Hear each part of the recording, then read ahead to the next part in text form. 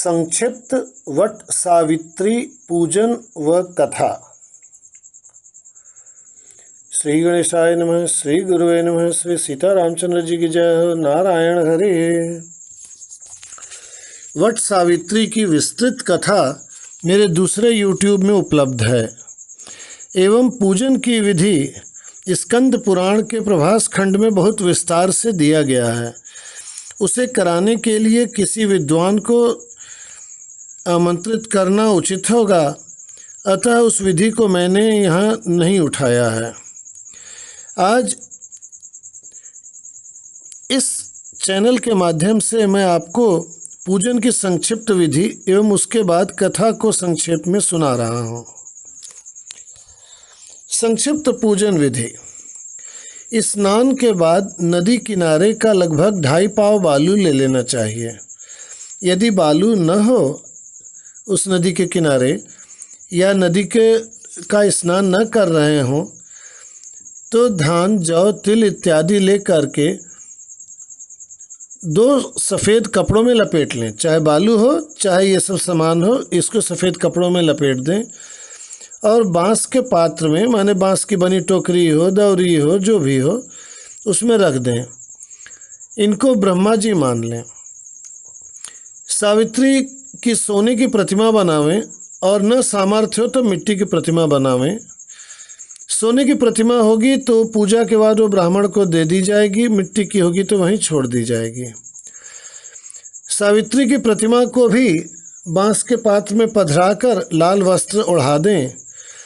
उन लोगों को वट माने बरगद के पेड़ के पास रख दें और दोनों की विधिवत पूजा करें। परंतु उसके पहले वट वृक्ष अर्थात बरगद के पेड़ के नीचे पूर्व मुख करके या उत्तर मुख करके बैठें एवं जड़ को सींचें अर्थात जड़ में जल चढ़ा दें।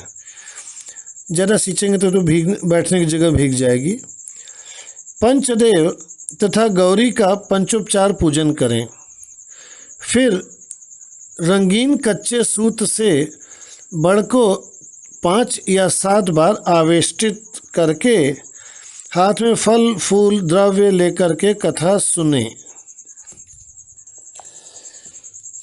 कथा सुनने के पहले पूजा के अंत में ब्रह्मा जी को और उसके बाद यमराज जी को अर्घ्य देकर अर्थात जल में रोली, अक्षत, पुष्प इत्यादि डालकर जमीन पर गिरावें और अपने वट सावित्री के पूजन विधि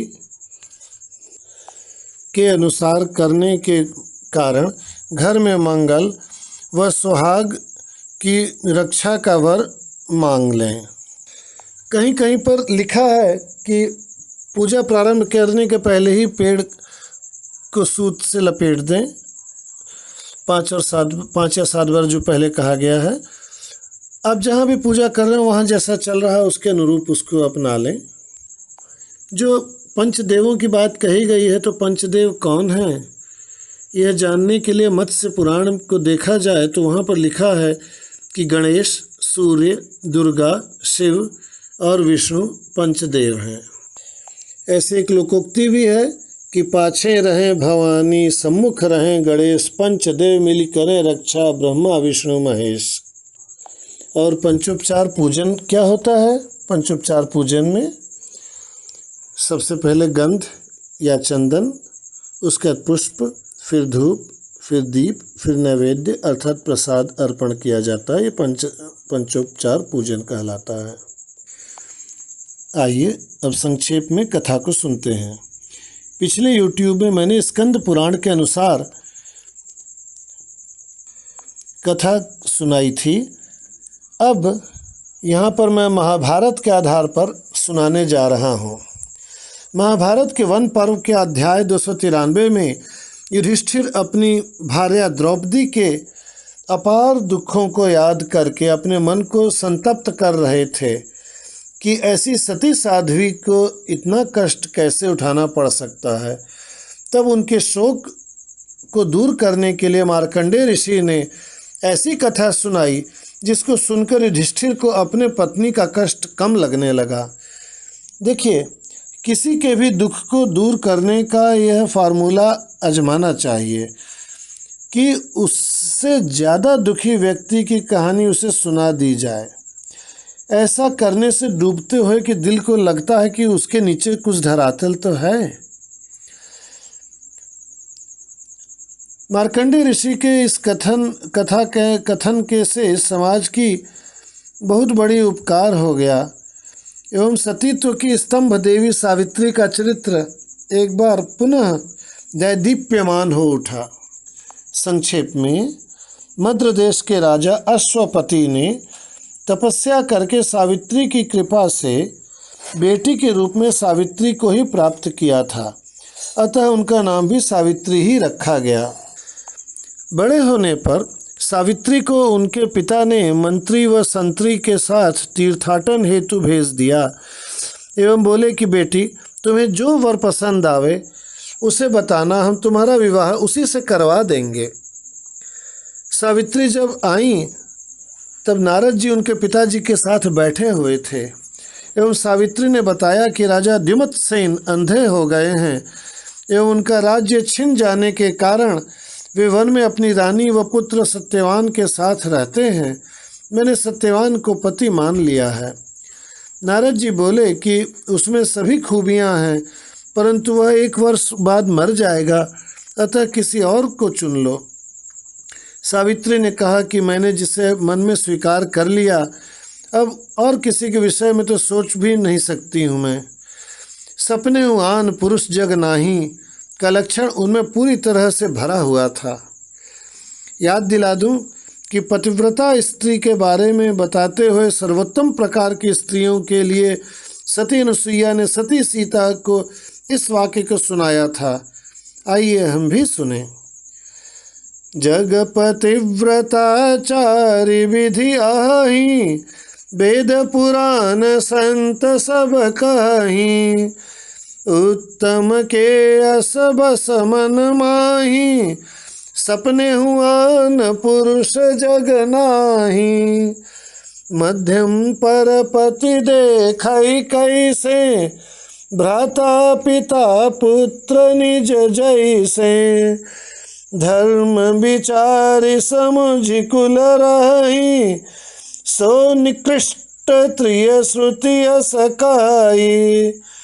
बिनु अवसर भयते रह जोई, जाने अधम नारी जग सोई। अरण्यकांड के दोहा 4 के चौपाई 11 से 15 तक। सावित्री के दृढ़ निश्चय से उनका विवाह जंगल में जाकर कर दिया गया। सावित्री ने अपने दुख को किसी को जानने नहीं दिया और मन लगाकर सास ससुर व पति की सेवा करती रहीं। अध्याय 296 की कथा कहती है कि जब सावित्री जी ने जान लिया कि आज से चौथे दिन उनके पति का संग छूट जाएगा, तब उन्होंने 3 रात का व्रत धारण किया। द्वादशी की रात, त्रयोदशी की रात और चतुर्दशी की रात। द्वादशी की रात्रि से व्रत प्रारंभ करने का संभावित कारण यही रहा होगा कि वे धर्म के मर्मज्ञ होने से एकादशी का व्रत रही ही होंगी। द्वादशी को उसका पारण करना अनिवार्य होता ही है, अतः द्वादशी के दिन में खाना खाना मजबूरी रही होगी।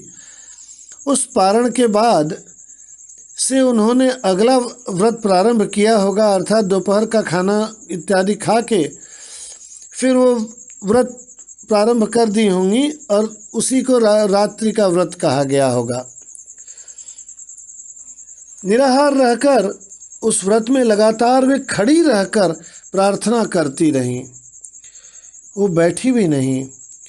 ससुर जी के समझाने पर उन्होंने कहा कि दृढ़ निश्चय ही व्रत के निर्वाह का कारण हुआ करता है।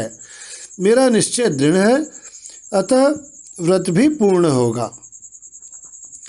3 रात्रि बीतने पर अर्थात चतुर्दशी की रात भी जब बीत गई, तब पति सत्यवान के जीवन की अंतिम सूर्य उगा जान सावित्री ने उग चुके सूर्य के समक्ष प्रज्वलित अग्नि में आहुति देकर उस तपोवन के सभी ब्राह्मणों, बड़ों, बूढ़ों और सास ससुर को प्रणाम करके हाथ जोड़कर खड़ी हो गईं।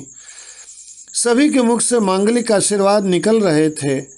ध्यान दीजिएगा, सावित्री मन ही मन उन सभी आशीर्वचनों के शिरोधार्य करती हुई एवं मस्तु कहती जा रही थीं, अर्थात ऐसा ही हो यह सोचती जा रही थीं। वे निराश वातावरण बनाकर उनके वचनों को ठुकरा नहीं रही थीं, अपितु हर्षित होकर स्वीकार कर रही थीं। यही होता है पॉजिटिविटी का घेरा बनाना। सबके जाने पर वे उदास होकर बैठ गईं। सास ससुर बोले, बेटी त्रिरात्रि का तुम्हारा व्रत पूर्ण हुआ, अब तुम भोजन कर लो। वे बोली, भोजन तो मैं अब संकल्प पूर्ण होने पर ही करूँगी। संकल्प क्या था वो किसी से बताई नहीं। संकल्प क्या था वो आज हम आप सभी जानते हैं।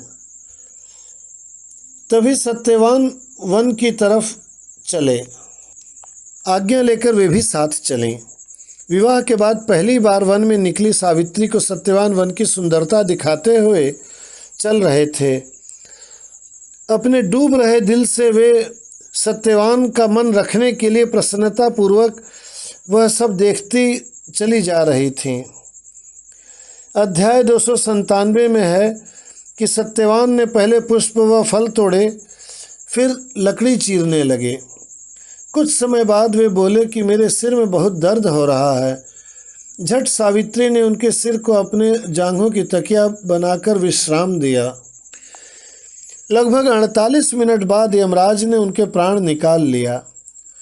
सावित्री उनके पीछे पीछे चलने लगीं एवं यमराज के रोके जाने पर विनम्र भाव से अपने रुकने की असमर्थता व्यक्त करती रहीं। सावित्री की तपस्या, अडिग विश्वास, विनम्रता व ज्ञान युक्त उत्तरों को सुनकर यमराज ने प्रसन्न होकर उन्हें एक एक करके 5 वरदान मांगने को कहा। सावित्री के मांगों में प्रथम था कि मेरे अंधे श्वसर की ज्योति मिल जाए एवं वे बलवान तथा अग्नि एवं सूर्य के समान तेजस्वी हो जाएं। दूसरा यह था कि मेरे ससुर को उनका राज्य वापस मिल जाए, परंतु वे राजगद्दी को पाकर भूल न करें और सदैव धर्म में प्रीति करें। तीसरे वरदान में उन्होंने कहा कि मेरे पिता अश्वपति पुत्रहीन हैं, उन्हें 100 ऐसे औरस पुत्र प्राप्त हों जो उनके कुल की परंपरा को चलाने वाले हों। औरस का मतलब होता है अपने पत्नी या पति से उत्पन्न पुत्र। देखिए, जब उनको वरदान मांगने का अवसर मिला तो उन्होंने पहले अपने पति के घर को सजाना उचित समझा। उसके बाद भी वरदान मिलता गया, तब पिता के वरदान को उन्होंने मांगा। यही है अपनी भारतीय नारी की शोभा। चौथे में सावित्री ने कुल की वृद्धि करने वाले बल और पराक्रम से सुशोभित 100 औरस पुत्र मांगे। यमराज ने लगातार तथास्तु कहते हुए इस वर को भी तथास्तु कह दिया। वे सत्यवान को लिए चले जा रहे थे एवं सावित्री उनके पीछे पीछे। यमराज ने कहा, अच्छा बताओ तुम्हें और क्या चाहिए, मांग लो। सावित्री बोली, महाराज मुझे आपके वचनों को पूर्ण हो सकने का वरदान चाहिए। आश्चर्यचकित यमराज ने पूछा, वह क्या है?